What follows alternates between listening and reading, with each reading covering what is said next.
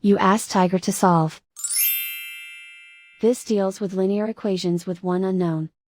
The final result is r equals -11/4. Let's solve it step by step. Simplify the expression. Group like terms.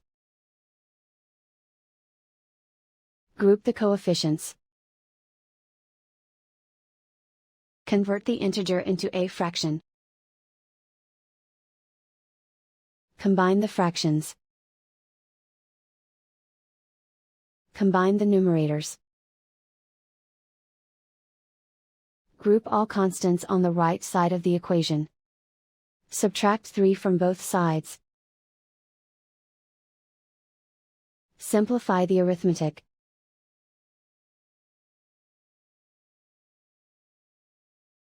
Isolate the r.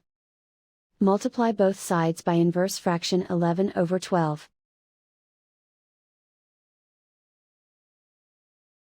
Group like terms.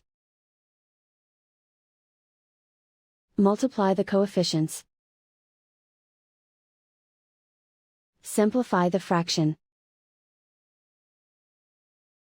Multiply the fractions. Simplify the arithmetic. And so the final result is r equals -11/4.